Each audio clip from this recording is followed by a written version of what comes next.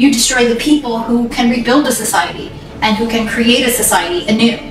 It is and it has been the destruction of Palestinian society. It has been the removal of Palestinian society so they can take our place. I mean, it's that simple, and that's what they're doing right now. There are not strong enough words to really describe how horrific and how fast it happened. Susan, tell me about what you saw in Gaza.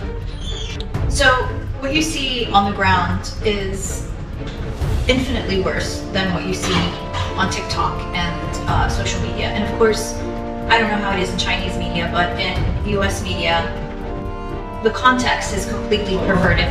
It's very pro-Israel reporting. Israel is not just targeting humanitarian organizations and activists. They are targeting all the infrastructure of life. Not only that they are destroying everything, but they are destroying the possibility of rebuilding. For example, the schools, the hospitals, the community centers, right? These are generally in every society. All of that stuff has been targeted.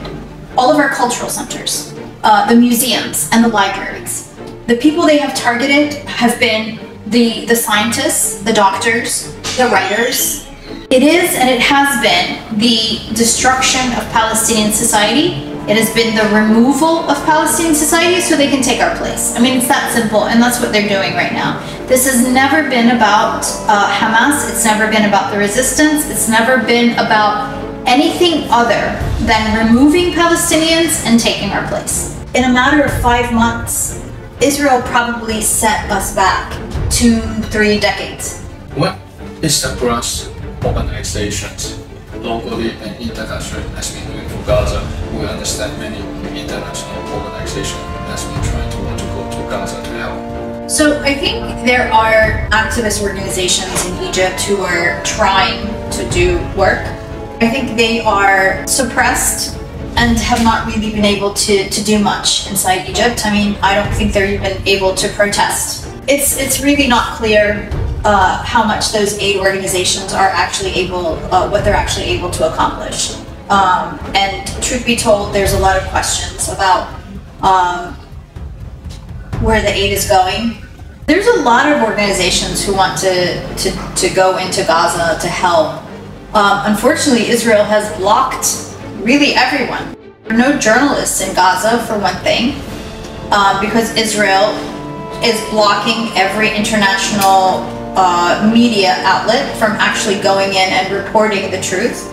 Some medical aid has been going in via delegations of doctors.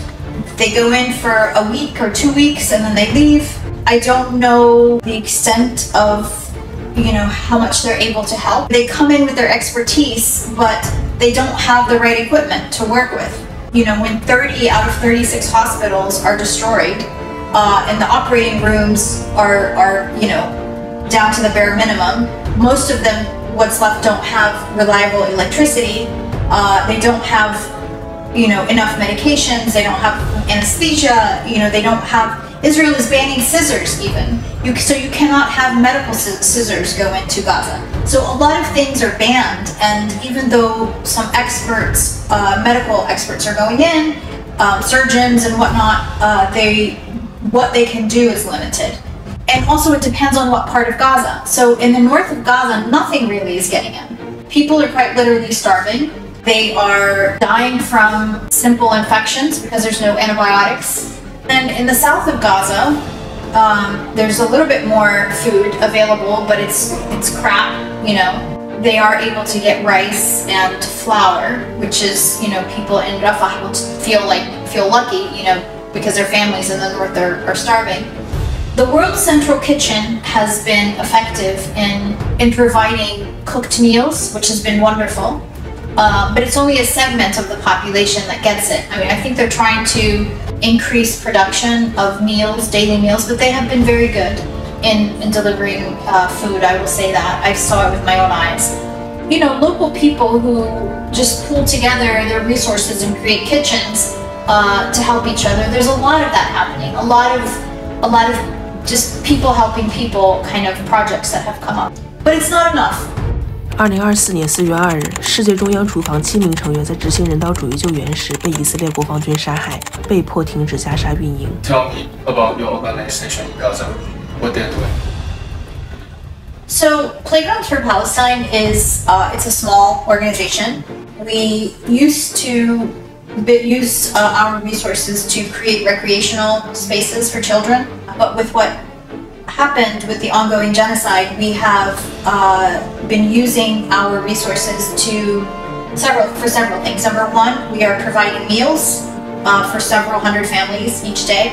We are doing activities for children as a kind of psychological first aid.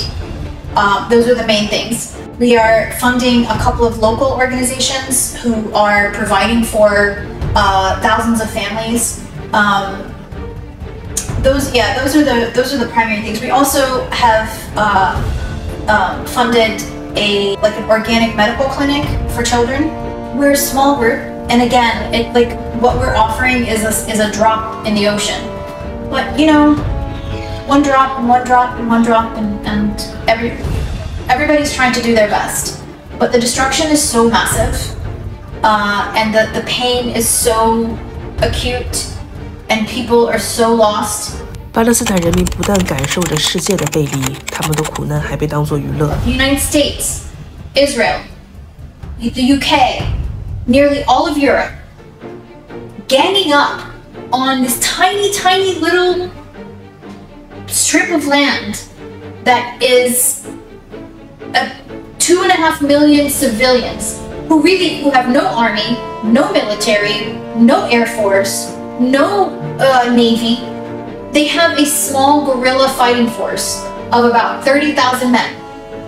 And you have the whole world, the greatest powers, ganging up on us.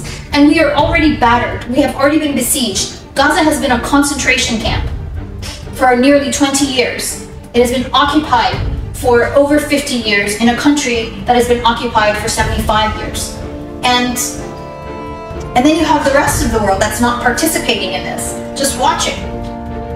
The whole of the Arab world is just watching while there is this live-streamed genocide for everybody to see. And not just a live-streamed genocide, but the perpetrators of this genocide are creating entertainment videos out of our suffering.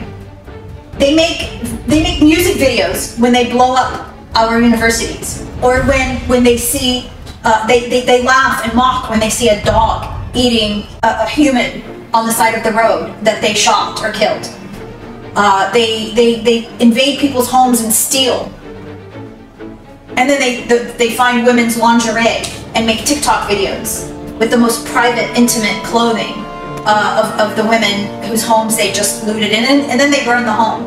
I mean, and they make these videos mocking Palestinians, mocking our suffering. They think it's funny when Palestinian women are crying over their babies. I mean, it's a completely sick and deranged society, frankly. 截止2024年4月4日，以色列持续袭击已造成3.3万人死亡。